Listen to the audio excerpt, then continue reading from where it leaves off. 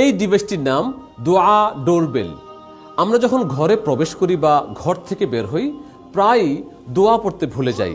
আর এই ডিভাইসটি যদি আপনি আপনার ঘরের দরজায় প্রতিস্থাপন করেন তাহলে এই ডিভাইসটি আপনাকে প্রতিবার যতবার দরজা খুলবেন ততবার আপনাকে নতুন নতুন করে ছোট্ট ছোট্ট একটা দোয়া পড়ে শোনাবে।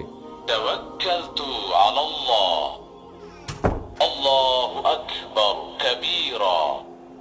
এই ডিভাইসের মধ্যে রয়েছে 25টি দোয়া।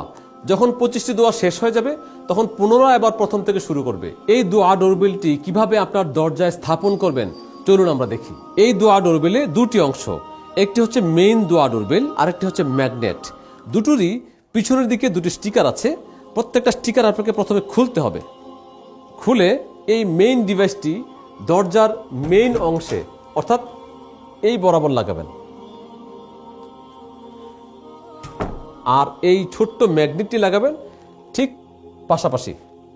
এই ডিভাইসের মধ্যে অন অফ বাটন আছে। আপনি চাইলে এটাকে অন করবেন এবং সাউন্ডটা বাড়াতে পারবেন বা কমাতে পারবেন। দেখুন, সুবহানাল্লাহি কাসীরা, ইয়া রাব্বি লাকাল হামদ।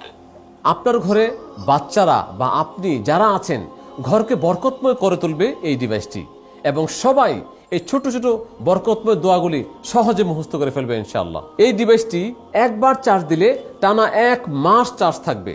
আর যখন চার্জ শেষ হয়ে যাবে তখন এই ডিভাইসটি আপনাকে বলবে আমার চার্জ শেষ হয়ে গিয়েছে, আমাকে চার্জ দিন।